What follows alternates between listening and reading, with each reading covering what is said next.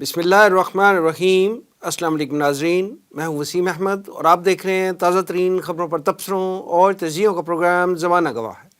ناظرین، غزہ کے مظلوم فلسطینی عوام گزشتہ 3 ہفتوں سے مسلسل اسرائیلی بمباری کی زد میں ہیں۔ روزانہ سینکڑوں مرد و خواتین اور بچے شہید کیے جا رہے ہیں۔ اسرائیلی ظلم و ستم کے جو مناظر ہم اپنی ٹی وی اور موبائل سکرینوں پر دیکھنے کی سکت نہیں رکھتے، فلسطینی عوام وہ برداشت کر رہے ہیں۔ سابق امریکی صدر باراک اوباما نے تنبیہ کے انداز میں یہ کہا ہے کہ غزہ کی شہری آبادی کے لیے خوراک، پانی اور بجلی بند کرنے سے فلسطینیوں کا رویہ اسرائیل کے خلاف مزید سخت ہو جائے گا، لیکن نیتن یاہو اپنے اتحادیوں کی شہ پر فلسطینی مسلمانوں کی نسل کشی پر تلا ہوا ہے۔ ناظرین، فلسطینیوں کے خلاف اسرائیل کی اس جنگ کا پس منظر اور پیش منظر جاننے کے لیے آج ہم نے کراچی سے بذریعہ ویڈیو لنک معروف اسلامی اسکالر اور امیر تنظیم اسلامی جناب شجاع الدین شیخ صاحب کو اپنے پروگرام میں مدعو کیا ہے۔ آئیے ان سے گفتگو کا آغاز کرتے ہیں۔ شجاع الدین شیخ صاحب، السلام علیکم۔ جی وعلیکم السلام ورحمۃ اللہ وبرکاتہ۔ جناب، یہ فرمائیے گا کہ ارض فلسطین تینوں الہامی مذاہب یعنی یہودیوں، عیسائیوں اور مسلمانوں کے نزدیک عقیدت و احترام کی حامل سرزمین ہے، اور تینوں مذاہب کے پیروکار جو ہیں وہ اس کی ملکیت کے دعوے دار بھی ہیں۔ آپ کی نظر میں اس سرزمین کا اصل حقدار کون ہے اور کیوں ہے؟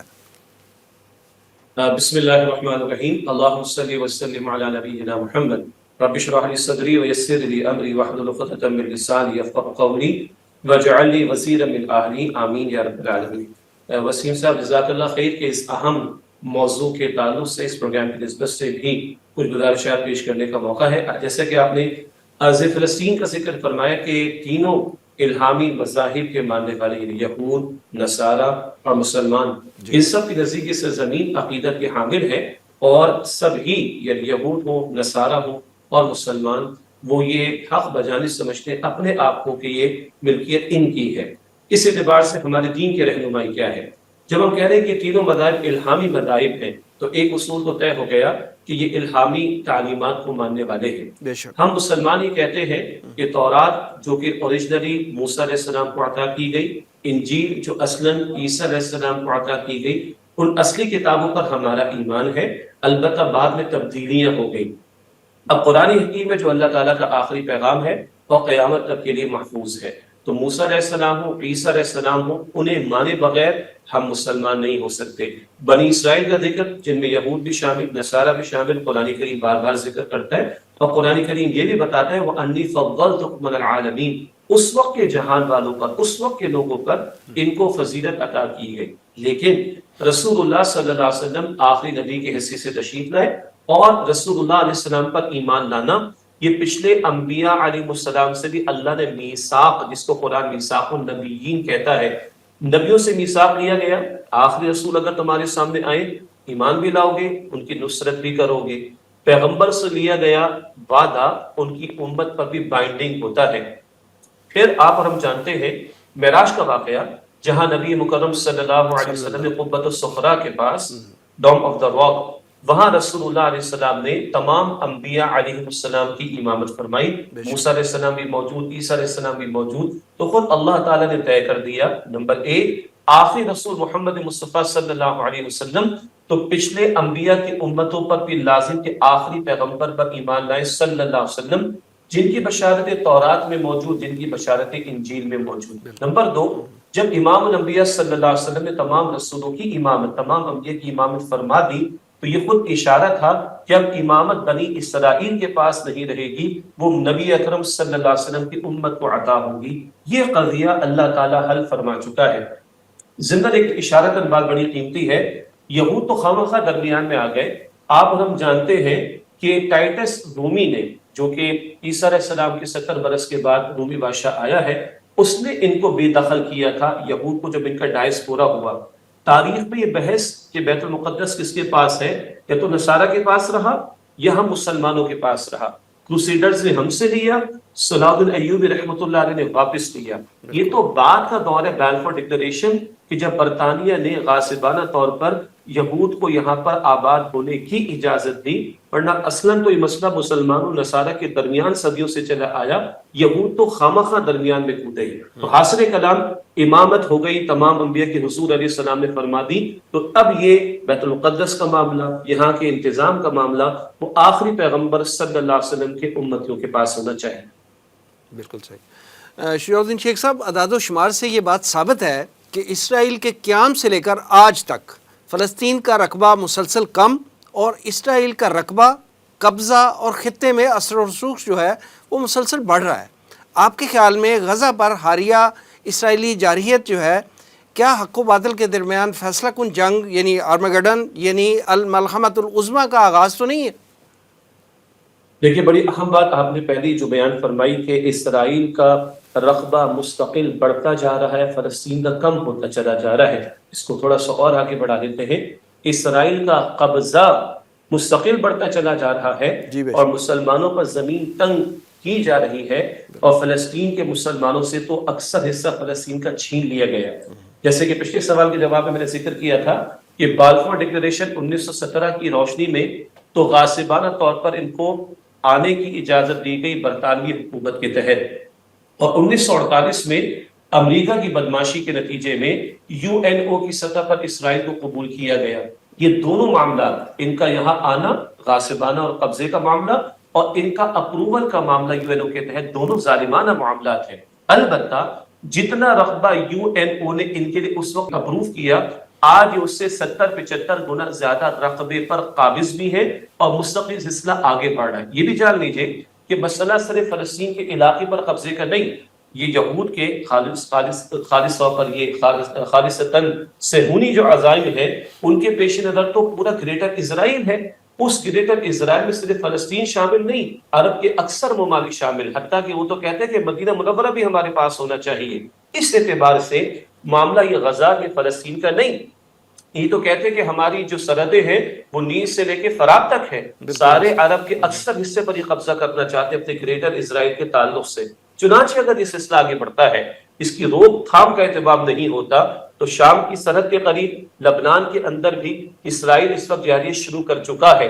اگر یہ معاملہ آگے بڑھتا ہے اور اس کے تناظر میں کوئی مسلمانوں کی طرف سے ری ایکشن کا معاملہ کسی درجے میں آئے، جن کے ملکوں میں جارحیت ہو رہی ہے، تو یہ معاملہ رکے گا نہیں اور آگے بڑھے گا۔ ہاں، وہ جو الملحمۃ العظمیٰ، یا جس کو آرمگڈون بائبل میں کہا گیا، ملحمۃ العظمیٰ، عظیم ترین جنگ، احادیث مبارکہ میں کہا گیا، یہ امکان ضرور ہو سکتا ہے کہ اگر مسجد اقصیٰ کی بے حرمتی کی انتہا کا معاملہ اور قبۃ الصخرہ، اس جہاں سے حضور علیہ السلام معراج پر تشریف لے گئے، اس کو شہید کر کے ہیکل سلیمانی قائم کرنا، جس کا ان کا مقصد ہے، ان کا گویا کہ قبلہ جو 2000 برس سے گویا کہ گرا ہوا ہے، اگر یہ حرکت ہوتی ہے تو مسلم ممالک کے اندر تو شدید ترین ریاکشن کے امکانات موجود ہیں۔ پھر کہا جا سکتا ہے کہ اس کے تناظر میں یہ جنگ اور پھیلے گی اور وہ الملحمۃ العظمیٰ اس کی طرف پیش قدمی کا معاملہ ہو۔ واللہ تعالی عالم۔ شجاع الدین صاحب، آپ نے فرمایا کہ مسلمان ممالک میں جو ہے وہ ایک ریاکشن آنے کا خدشہ ہے، لیکن ہم دیکھتے ہیں کہ مسلمان ممالک تو اپنی ڈگر پہ چل رہے ہیں، ان کے اپنے حالات ہیں، ان کے اپنے واقعات ہیں، ان کی اپنی مصروفیات ہیں۔ 26 اکتوبر کا اخبار جو ہے وہ تو کچھ اور ہی منظر دکھا رہا ہے۔ ہم تو وہ مناظر جو ہیں وہ اپنے جو فلسطینی مسلمانوں کے ساتھ مظالم ہو رہے ہیں وہ ہم اپنے ٹی وی کی سکرینوں پہ نہیں دیکھ سکتے، ہم اپنے کیمرے کی سکرینوں پہ نہیں دیکھ پا رہے، لیکن ہمارے حکمران جو ہیں ان کی ترجیحات ہی ڈیفرنٹ ہیں۔ ہمارے پنجاب میں 26 اکتوبر کا اخبار جو ہے، میں اس کا ایک اشتہار جو ہے وہ آپ کو دکھاؤں گا، اور میں اپنے کیمرہ مین سے یہ ریکویسٹ کروں گا کہ اس کا کلوز اپ ذرا دکھا دیں کہ 26 اکتوبر کا اشتہار ہے جس میں لاہور ہے کہ عنوان سے ایک فیسٹیول کا انعقاد کیا جا رہا ہے، اور یہ فیسٹیول جو ہے نگران وزیر اعلیٰ کے خصوصی جو ہے وہ انسٹرکشنز پہ اس کا انعقاد ہو رہا ہے، اور یہ 16 دن لگاتار چلتا رہے گا، جس میں روزانہ لائیو پرفارمنس ہوا کریں گی، کنسرٹ ہوگا، لائیو کنسرٹ۔ تو ہماری ترجیحات تو یہ ہیں، اور ہم کیسی یہ توقع رکھتے ہیں کہ عالم اسلام کی طرف سے ریاکشن آئے گا؟ جی، آپ نے وجہ فرمایا۔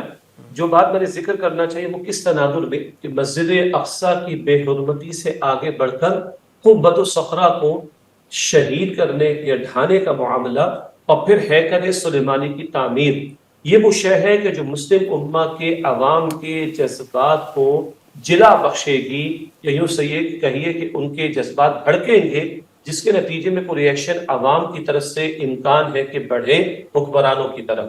البتہ آپ نے بجا فرمایا، آپ ذکر کر رہے 26 اکتوبر کے اخبار کے اشتہار کے تعلق سے، یہ جو لاہور ہے کہ فیسٹیول کے ذکر آپ نے کیا جی اور نگراں وزیر اعلیٰ کی خصوصی ہدایات پر، چند دن پہلے کی بات ہے پشاور کے ایک معروف اسکول کے اندر اسی طرح کے کانسرٹ کا انعقاد ہوا۔ آپ 26 اکتوبر کے اخبار کی بات کر رہے ہیں، میں کراچی بیٹھا ہوں، آج کے اخبار میں کراچی کے ایک نامور امریکن اسکول کہ طلباء نے ایک پرائیویٹ فنکشن اسکول کے نام سے منعقد کیا، جہاں پہ دین بھرانا لباس میں ڈانس بھی ہوا ہے اور شراب کی بوتلیں بھی باقاعدہ میڈیا میں رپورٹ کی گئی ہے۔ ہمارا حال ہے کہ کرکٹ میں ہم اس چکر میں بیٹھے کہ پاکستان کسی طرح بقیہ میچز جیت لے اور سیمی فائنل اور فائنل تک پہنچ جائے، اور دوسری طرف یہ حالت ہے جو آپ نے بیان فرمائی ہے، یہ ہمارا عمومی بے حسی کا رویہ ہے۔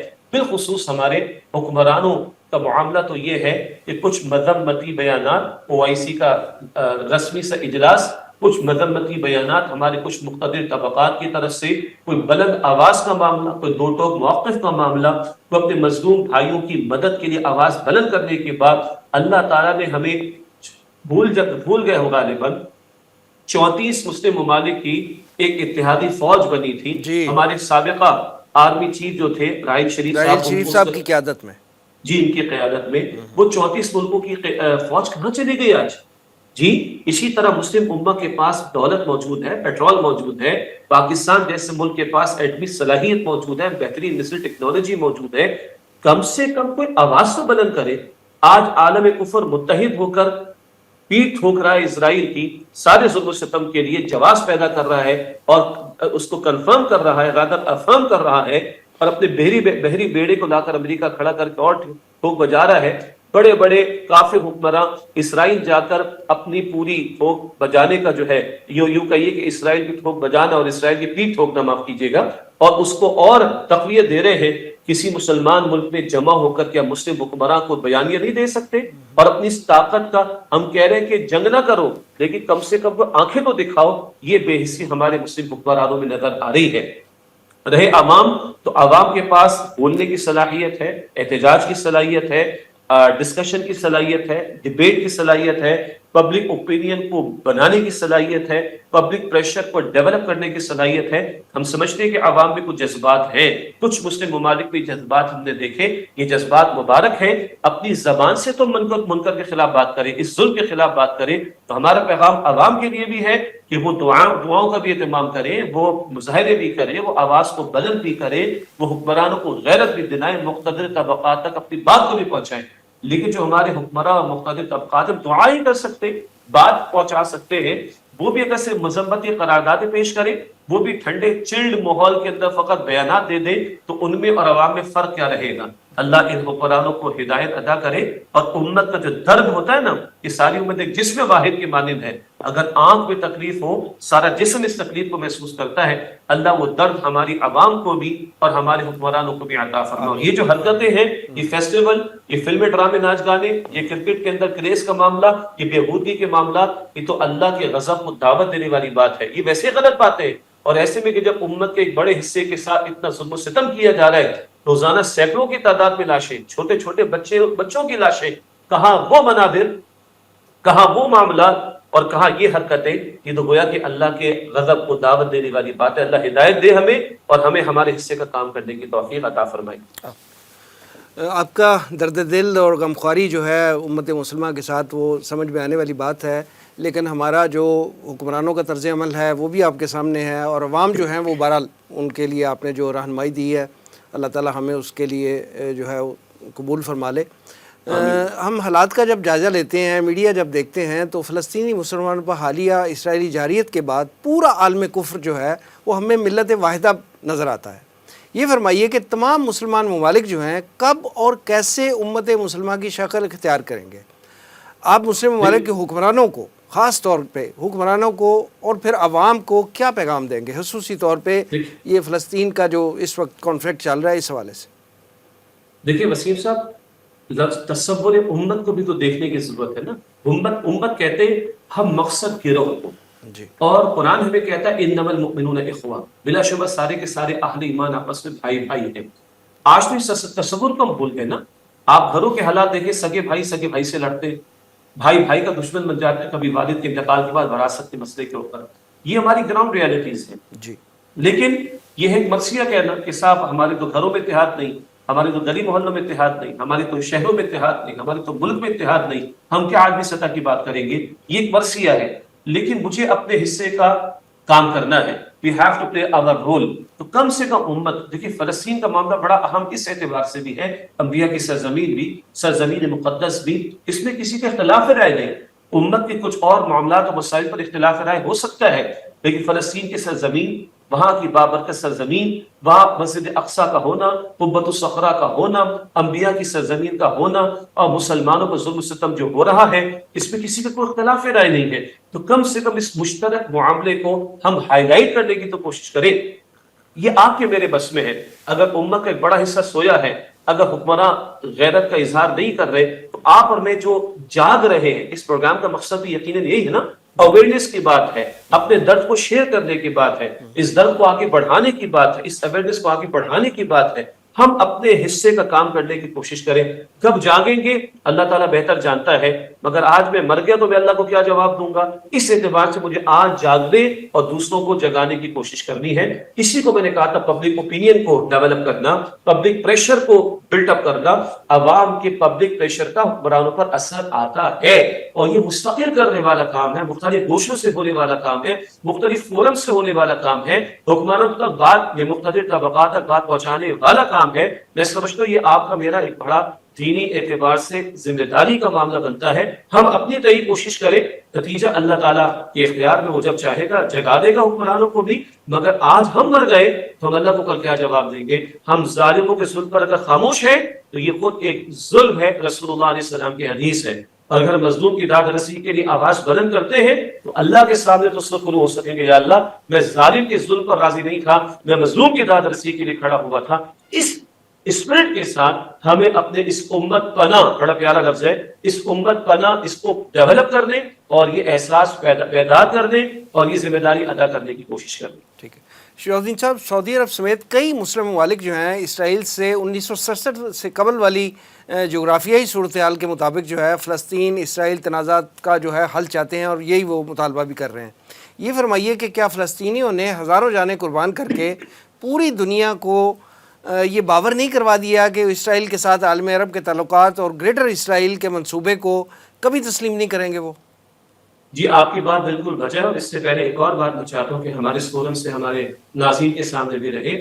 مسجد اقصیٰ جس پر آج سہولی لوگوں کا قبضہ ہے اور بے حرمتی ہو رہی ہے, آپ اور ہم جانتے ہیں پچھلے 3-4 سالوں میں ماہ رمضان کے آخری اشرے میں کس قدر وہاں پہ ظلم ہوا ہے. فائرنگ تک ہوئی مسلمانوں کی نماز میں, ہر رمضان میں ہوتی ہے جناب, یہ تو ایک روٹین بن چکی ہوئی ہے. جی اسی طریقے پر آپ جانتے ہیں کہ پچھلے 4-5 مہینوں سے ہزاروں کی تعداد میں وہاں پر یہودی آتے ہیں, مسجد اقصیٰ کی حرمتی ہوتی. اس مسجد اقصیٰ کی حرمت کی حفاظت یہ تو پوری امت کا فرض ہے. بے شک. اور فلسطین کے یہ مسلمان تقریباً نہتے کم و بیش یہ امت کی طرف سے فرض کفایہ ادا کر رہے ہیں.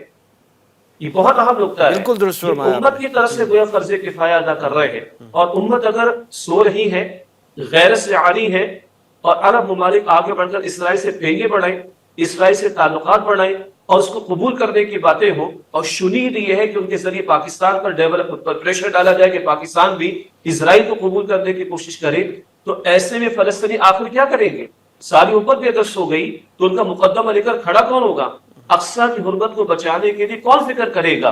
تو ہم سمجھتے کہ ہاں کبھی یہ فلسطین کے مسلمان اس طرح کا معاملہ کہ جہاں اسرائیل کے غاصبانہ قبضے کو ایکسپٹ کیا جائے, اسے تسلیم کیا جائے, کبھی اسے قبول نہیں کریں گے. اور اگر آج وہ کسی درجے میں کوئی ری ایکشن دکھا رہے ہیں تو یہ امت کو بیدار کرنے کے اعتبار سے ہے, اور امت کے افراد بالخصوص عرب ممالک کو جان دینا چاہیے گریٹر اسرائیل کا مسئلہ یہ فلسطین کو حاصل کر لینے تک محدود نہیں, جیسے کہ پہلے بھی ذکر کیا, وہ تو مدینہ شریف تک پہنچنا چاہتے ہیں. تو ان عرب ملکوں کے حکمرانوں کو کیا خیال ہے کہ اگر آج غزہ اور فلسطین مسلمانوں کے ہاتھ سے نکل کر اسرائیل کے پاس چلا جائے گا تو کیا اسرائیل کی پیش قدمی رک جائے گی؟ اور کیا ان کی عرب بادشاہتیں بچ جائیں گی؟ یہ ان کی خام خیالی ہے. ان کا خیال ہے کہ امریکہ سے ساز باز کر کے امریکہ کی مان کر اسرائیل کو قبول کر لیں گے تو امریکہ ان کا دوست بن کر رہے گا. پچھلے 100-150 برس کی تاریخ اٹھا کر دیکھ لیں, امریکہ سے جس نے دوستی کی سے ظلم ہی کیا ہے, بے وفائی ہی کی ہے. تو یہ عربوں کو جگانے کی بھی ضرورت ہے, اور ہم سمجھتے ہیں کہ فلسطین کے غیر مسلمانوں نے اپنی سی کوشش کی ہے امت کے احساس کو بیدار کرنے اور ان کو جگانے کی.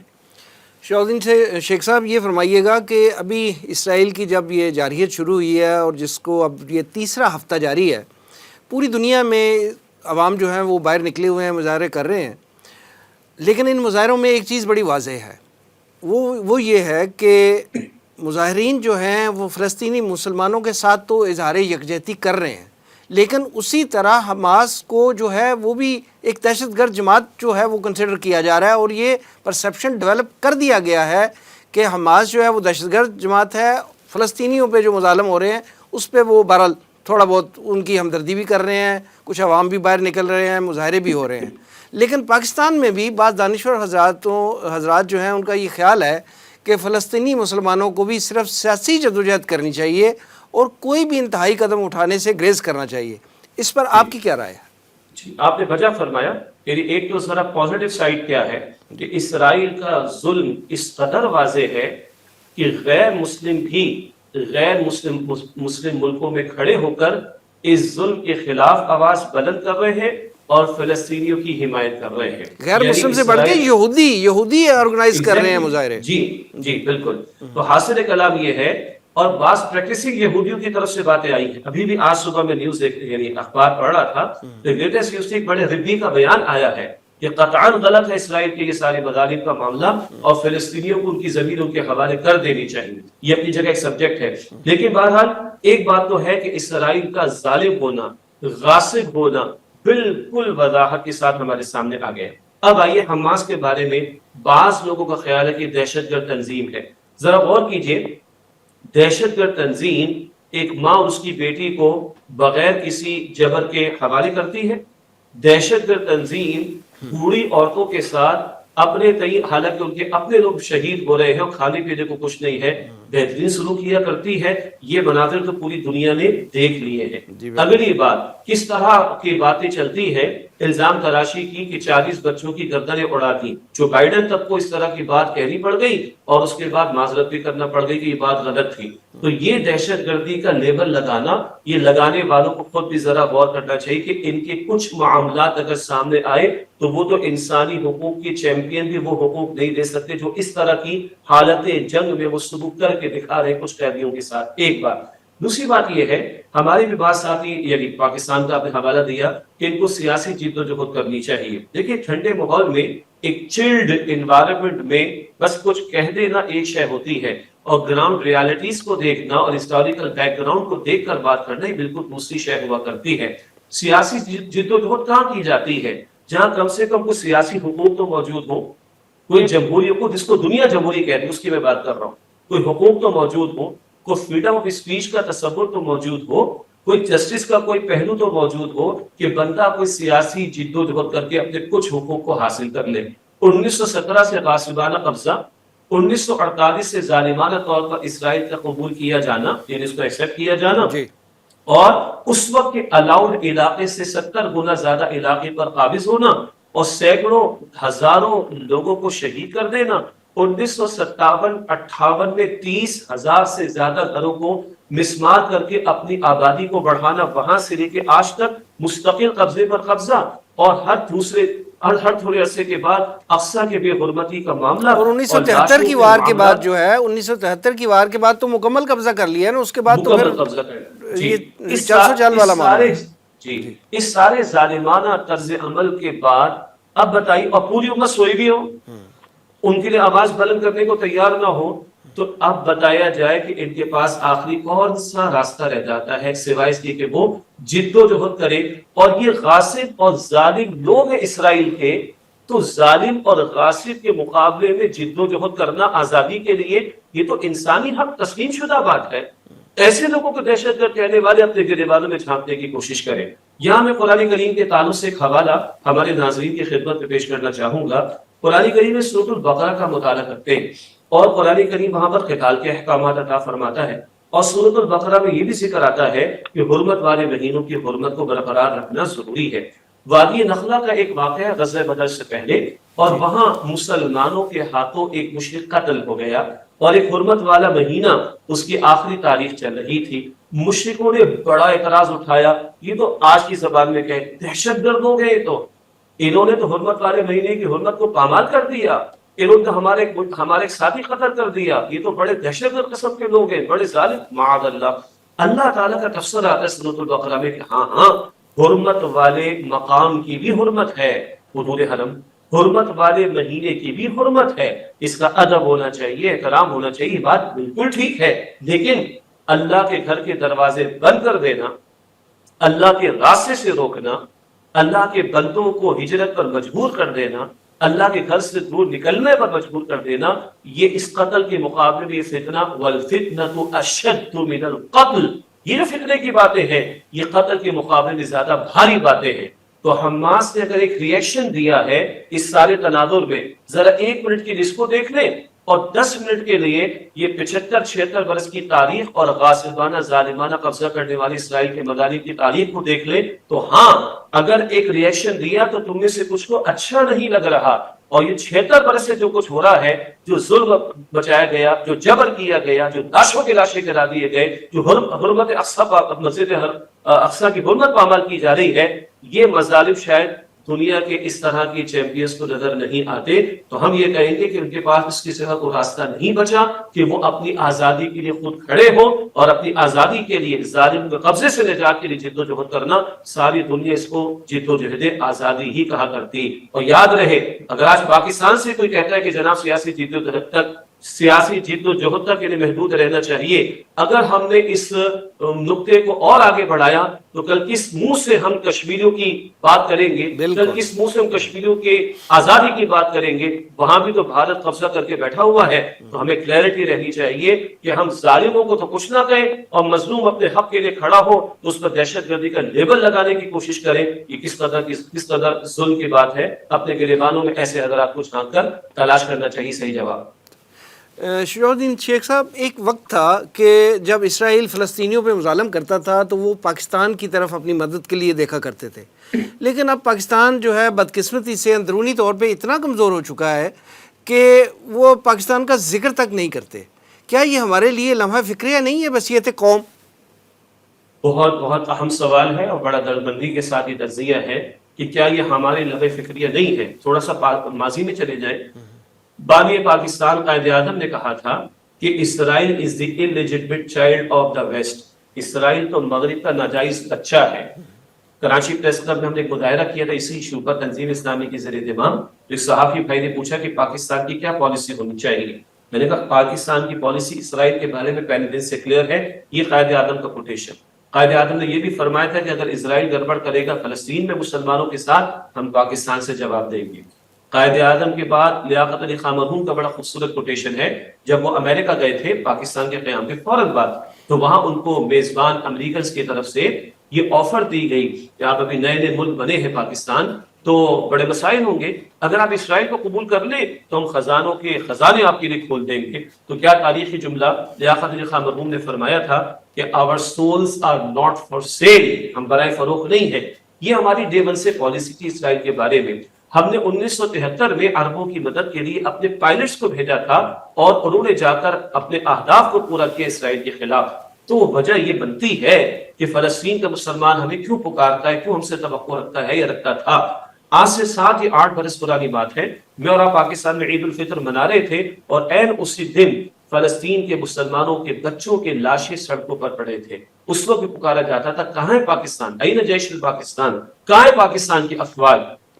ادھر والے مسلمان بھائیوں کو تو یہ توقع مملکت خداداد پاکستان سے نہیں. ایک اور بات بھی سمجھ آتی ہے، جب یہ عرب اسرائیل وار چل رہی تھی اور ایک کامیابی مل گئی اسرائیل کو 1967 میں، تو اسرائیلی وزیر اعظم بن گورین کے الفاظ موجود ہیں کہ ہمیں کسی خام خیالی میں مبتلا نہیں ہونا چاہیے کہ عربوں کو ہم نے شکست دے دی، ہمارا اصل نظریاتی دشمن وہ پاکستان ہے. تو اسرائیل کو بھی پتا ہے کہ اس کا اصل دشمن یہ نظریاتی دشمن پاکستان ہے. اسی طرح فلسطینی مسلمانوں کو بھی توقع مملکت خداداد پاکستان سے رہی. ہاں آج ہمارے حکمرانوں کی آپ کہہ سکتے ہیں کہ کمپرومائزنگ ایٹیٹیوڈ کا معاملہ، آج ان کا امریکہ کی طرف جھک جانے کا معاملہ، اور آج ہمارے مقتدر طبقات کی ضرورت کے نہ ہونے کا معاملہ، یہ بتا رہا ہے کہ شاید ہم وہ رسپانس نہیں دے رہے، اور یقیناً نہیں دے رہے۔ ہاں، اندرونی طور پر بڑے کھوکھلے ہو چکے ہیں، ہماری سیاست تباہ، ہماری معیشت کا ستیہ ناش، ہماری معاشرت کا بگاڑ، ہم اندرونی طور پر بڑے کھوکھلے ہیں، بالکل صحیح بات ہے۔ البتہ یاد رہے اللہ تعالیٰ اس پاکستان کو خاص صلاحیت عطا کی ہے ہماری گڑبڑ کے معاملات، اللہ نے ایٹمی صلاحیت ہمیں دے رکھی ہے، بہترین تربیت یافتہ فوج اللہ تعالیٰ نے دے رکھی ہے، بہترین میزائل ٹیکنالوجی اللہ تعالیٰ نے دے رکھی ہے۔ اب بھی کچھ مسلمان یہ سمجھتے ہیں اگر اسرائیل کا کوئی جواب مسلمانوں میں سے دے سکتا ہے تو وہ صلاحیت پاکستان کے پاس ہے۔ I agree with this کہ آج ہم اندرونی طور پر کھوکھلے ہو چکے ہیں، شاید وہ ہم سے توقع نہ رکھے، مگر ڈے ون سے ہماری پالیسی یہ چلی آئی ہے، ہمارا طرز عمل یہ چلا آیا ہے، تو آج میں سمجھتا ہوں کہ ہمیں احساس کرنا چاہیے اپنی ذمہ داری کا، کوئی جواب مملکت خدا داد پاکستان کے مقتدر طبقات کی طرف سے بلند آواز سے جانا چاہیے۔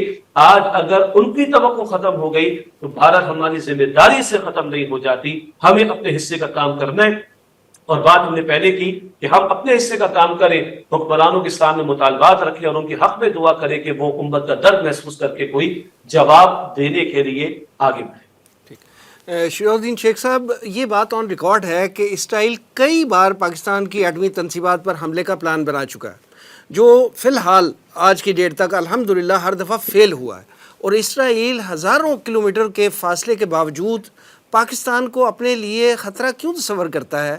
کیا آج بھی پاکستان واقعتاً اسرائیل کے لیے کوئی خطرہ ہے؟ دیکھیے، ایک اشارہ تو میں نے بھی کیا جی کہ بینگورین کے الفاظ 67 کے ہیں کہ ہمیں کسی خوش فہمی پہ مبتلا نہیں ہونا چاہیے، ہمارا اصل دشمن پاکستان ہے۔ بانی تنظیم اسلامی ڈاکٹر اسرار صاحب رحمۃ اللہ ایک بڑا پیارا تجزیہ کرتے تھے۔ اگست 1947 سے پاکستان وجود میں آیا، مئی 1948 میں غاصبانہ طور پر اسرائیل وجود میں آیا، تو ڈاکٹر اسرار صاحب فرماتے تھے رحمۃ اللہ علیہ، اللہ تعالیٰ کی سنت ہے کہ اگر وہ کوئی بیماری پیدا کرتا ہے تو اس کا علاج پہلے بنا دیتا ہے، پیدا کر دیتا ہے۔ تو بیماری ہے اسرائیل اور علاج ہے پاکستان۔ تو میں اس بات سے اتفاق کرتا ہوں کہ ساری مسلم دنیا میں اگر بہترین تربیت یافتہ فوج ہے، اگر آج بہترین ایٹمی صلاحیت ہے، اور اگر آج بہترین میزائل ٹیکنالوجی ہے، تو یقیناً پاکستان کے پاس موجود ہے۔ تبھی تو آپ نے خود فرمایا کہ کئی مرتبہ اسرائیل نے بھارت کے ساتھ مل کر پاکستان کی ایٹمی صلاحیت کو نقصان پہنچانے کی کوششیں کی، جو اللہ کے فضل و کرم سے ناکام ہوئی۔ یہ اشارہ ہے کہ اللہ تعالیٰ نے اس مملکت خداداد سے کوئی کام لینا ہے، تو یس، اسرائیل آج بھی سمجھتا ہے کہ پاکستان اس کا سب سے بڑا نظریاتی دشمن ہے، اور مسلم امہ کی دشمنی، یعنی مسلم امہ سے دشمنی اسرائیل کی واضح ہے۔ تو مسلم امہ میں اگر کہیں اسپارک ہے، جذبہ جہاد بھی اگر ہے، کوئی دین کے لیے قربانی پیش کرنے کا جذبہ بھی اگر ہے، اور آگے سے بڑھ کر عسکری قوت بھی اگر ہے، تو ساری دنیا تسلیم کرتی ہے مملکت خداداد پاکستان کے پاس۔ ایک اور بات یاد رکھیے گا، اسرائیل بوجھ، دھمکی، بدماشی کی بنیاد پر وجود میں آئے۔ اسے اچھی طرح معلوم ہے کہ اگر کسی کے پاس قوت موجود ہے تو وہی اس بدماش کا سب سے بڑا دشمن ہوگا۔ یہ ان کو سمجھ آتی ہے، اللہ کرے کہ یہ سمجھ ہمیں اور ہمارے مقتدر طبقات اور ہمارے حکمرانوں کو بھی آ جائے۔ اچھا جناب، روس اور یوکرین کی جنگ کی وجہ سے عالمی معیشت جو ہے وہ بہت بری طرح متاثر ہوئی ہے، یہ تو عام ایک مشاہدہ ہے۔ آپ یہ فرمائیے گا کہ مشرق وسطیٰ جو عالمی انرجی سپلائی کا سب سے بڑا مرکز ہے، آپ کے خیال میں حالیہ فلسطین اسرائیل تنازع جو ہے، اس کی وجہ سے عالمی معیشت، خاص طور پر پاکستانی معیشت پر اس کے کیا اثرات مرتب ہوں گے؟ دیکھیے وسیم صاحب، بات بہت واضح ہے کہ جنگ کی قیمت تو ادا کرنا پڑتی ہے، اور جنگ کے نتائج بھی سامنے آیا کرتے ہیں۔ اب جیسے آپ نے عالمی سطح پر عالمی معیشت کی بات کی کہ یوکرائن اور روس کی جنگ کے نتیجے میں معیشت بہت زیادہ متاثر، اس میں کوئی شک نہیں ہے۔ پیچھے کووڈ کا امپیکٹ چلا آیا ہے، اس کے بعد یوکرین اور روس کا تنازع کھڑا ہو گیا۔ سر، فوڈ کرائسس کے ساتھ ساتھ انرجی کرائسس اس جنگ کی وجہ سے ہوا ہے، اور آپ جانتے ہیں کہ یوکرین کو تو یورپ کی جو ہے بریڈ باسکٹ کہا جاتا تھا۔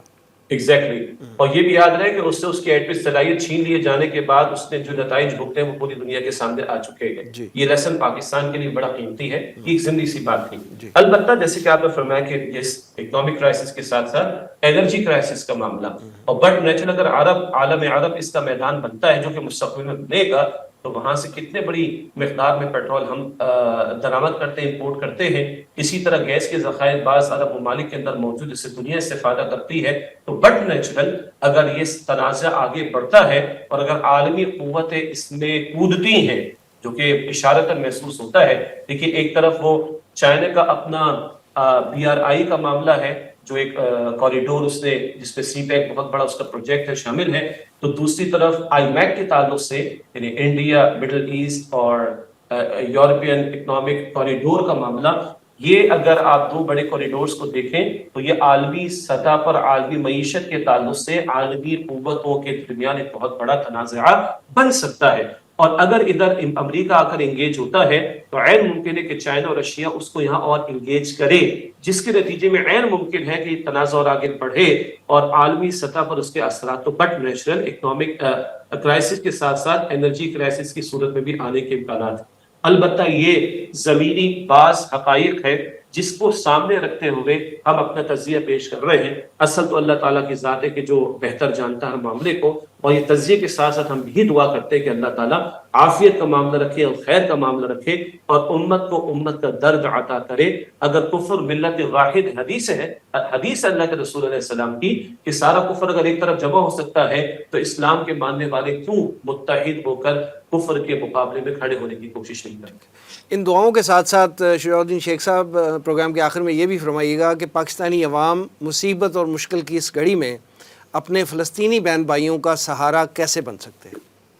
یہ بہت اہم سوال ہے کہ ہمارے بس میں کیا ہے. سچی بات ہے کہ آج ہم تجزیے بہت دیکھ رہے ہیں، اسمارٹ فون لوگ بہت استعمال کرتے ہیں، اسکرین بہت کھلی ہوئی ہے، میسیجز بہت فارورڈ ہو رہے ہیں، سب اپنی جگہ پر ایک حد تک ٹھیک ہے. لیکن بہت بڑا ہتھیار مؤمن کا وہ ہے دعا، اور دعاؤں کا سہارا رسول اللہ کی سنت بھی ہے صلی اللہ علیہ وسلم. ہم نے خطابات جمعہ میں اور دیگر فورمز پر کچھ کرنے کے کاموں کو بیان بھی کیا ہے، جس میں 13 باتیں ہیں. کچھ میں یہاں پر رکھ رہا ہوں، باقی اور فورمز پر وہ اویلیبل ہو جائیں گے. تو دعاؤں کا اہتمام، نمازوں کے ذریعے اللہ کی مدد کو متوجہ کرنا قرآن پاک کا تقاضا ہے. اسی طریقے پر ذہن سازی کا معاملہ، یہود کی تاریخ، اسرائیل کے قیام کی تاریخ، اسرائیل کا ظلم اور جبر، فلسطین کی اہمیت کا معاملہ اور مسلمانوں نے فلسطین جو ذمہ داری ادا کر رہے ہیں امت کے بحاف پر، اس کا معاملہ، امت کا کیسا برا کردار سامنے آیا ہے اور امت کا کیا کردار ہونا چاہیے. آج کے اس پروگرام سے یہ بات بھی ہم پریزنٹ کر رہے ہیں. اس کی اویئرنیس کو بڑھانے کی ضرورت ہے. اپنے بچوں کو ہم تعلیم دیں شوق شہادت کی، جذبہ جہاد کی. مستقبل کا منظرنامہ استاد محترم ڈاکٹر اسرار صاحب رحمۃ اللہ علیہ، ان کے بیانات ہیں اور گلف وار کے بعد ان کے خطابات جمعہ کا مجموعہ ہے. سابق اور موجودہ مسلمان امتوں کا ماضی، حال و مستقبل، احادیث کی روشنی میں مستقبل کا منظرنامہ.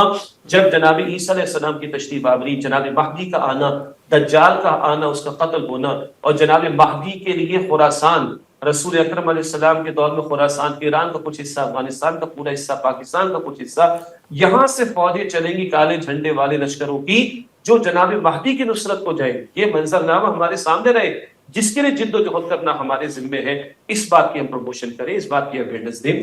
اسی طرح جو بھی ممکن ہو سکے مالی تعاون، کچھ ادارے اب یہ کام کر رہے ہیں. تنظیم اسلامی نے بھی اپنے نظم کے تحت رفقائے تنظیم و ساتھیوں تک یہ بات پہنچائی ہے. جہاں جس ادارے پر ہمارا اعتماد اور اعتبار ہے، ہم کوشش کریں کہ اپنے خرچے کچھ کم کر کے اپنے بھائی اور بہنوں کی مدد کے لیے مالی تعاون کریں. جہاں ممکن ہو سوشل میڈیا اویئرنیس کے اور فورمز ہیں، اس بات کو آگے بڑھانے کی کوشش کی جائے. پرامن احتجاج کا ذریعہ اختیار کیا جائے. ہم نے بھی مختلف مواقع پر کیے. پوری قوم کو ہم دعوت دیتے ہیں، مسلم امہ کو دعوت دیتے ہیں، کیونکہ ایک بڑے خوبصورت بات کسی نے کہی، فلسطین کا مسلمان جب دیکھتا ہے کہ کہیں لاہور میں، کہیں کراچی میں، کہیں جکارتا میں، کہیں ڈھاکہ میں مسلمان کھڑا ہے پیچھے اور فلسطین کے مسلمانوں کی حمایت پہ کھڑا ہے، تو ان کا دل بڑا ہو جاتا ہے. اور ان پرامن مظاہروں سے دنیا کو بھی میسج دیں اور اپنے حکمرانوں کو بھی غیرت دلانے کی کوشش کریں کہ وہ اپنی سطح پر اپنے کرنے کے کاموں کو انجام دیں، جس کا تھوڑی دیر پہلے ہم نے آپ کے سامنے ذکر کیا تھا. پھر یہ مملکت خداداد پاکستان، جس کو ہم نے اسلام کے نام پر لیا، کل اگر جناب مہدی کے لیے فوجیں یہاں سے چلے گی تو یہاں کوئی فوجیں پہلے ہوں گی نا، کوئی دین پہلے غالب اور قائم ہوگا. اللہ تعالیٰ فرماتا ہے سورہ محمد میں صلی اللہ علیہ وسلم آیت نمبر 7 میں، یا ایھا الذین آمنوا ان تنصروا اللہ ینصرکم ویثبت اقدامکم. اے ایمان والو، اگر تم اللہ کے اس کے دین کی نصرت کرو گے تو اللہ تمہاری مدد فرمائے گا اور تمہارے قدموں کو مضبوطی عطا کر دے گا. وسیم صاحب آخری بات یہ کروں گا، آج ہم کیوں بے بسی کا شکار ہیں؟ آج امت کی ذلت اور رسوائی کے شکار ہے. امت نے امت والا کام چھوڑا ہوا ہے. 57 مسلم ممالک ہیں, کوئی ایک خطہ نہیں دکھا سکتے کہ جہاں اللہ کا دین ہم نے قائم کر کے دنیا کے سامنے پیش کیا ہو. بڑی تباہی عربوں پر آنے والی ہے, بہت بڑی تباہی. اور عرب, ہمارے استاد ڈاکٹر اسرار صاحب رحمۃ اللہ علیہ کے بقول, عرب مجرم نمبر 1 ہے امت میں, جن کی زبان میں قرآن پاک موجود مگر نافذ کر کے نہیں دکھاتے. اور مجرم نمبر 2 مسلمانان پاکستان, جنہوں نے اسلام کا نام لے کر نعرہ لگا کر پاکستان حاصل کیا اور یہاں آج اللہ کا دین قائم نہیں. یہ ہماری ذلت اور رسوائی کی وجہ, جس کی وجہ سے آج ہم بے بسی کا شکار ہیں. اگر دین کو ہم ترجیح دیں, دین کے غلبے کی جدوجہد کریں, دین کے نفاذ کی طرف آگے بڑھیں, تو اللہ کہتا ہے میں تمہاری مدد کروں گا, وَثَبِّتْ أَقْدَامَكُمْ, تمہارے قدموں کو مضبوطی عطا کروں گا. یہ ہمارے کرنے کے کام ہیں, جو ہمارے بس میں وہ ہم کریں, اور جو حکمرانوں کے بس میں ان سے مطالبہ تقاضا رکھیں, اور پھر اللہ سے دعا بھی کریں, تو اللہ تعالیٰ علی کل شیء قدیر وہ رحم فرمائے گا. یہ ہماری بنیادی دعوت ہے اس وقت کرنے کے کاموں کے تعلق سے. آمین. جناب شجاع الدین شیخ صاحب, ہمیں وقت دینے کا بہت بہت شکریہ. السلام علیکم ورحمۃ اللہ وبرکاتہ. وعلیکم السلام ورحمۃ اللہ. ناظرین, یہ تھا آج کا پروگرام. آج کے لیے اتنا ہی. ہمارے تمام سوشل میڈیا پیجز پر اس پروگرام کا فیڈ بیک ضرور دیجیے گا. آپ ہمیں ای میل بھی کر سکتے ہیں. ہمارا ایڈریس ہے media@tanzeem.org. اگلے پروگرام تک کے لیے وسیم احمد کو اجازت دیجیے. اللہ نگہبان.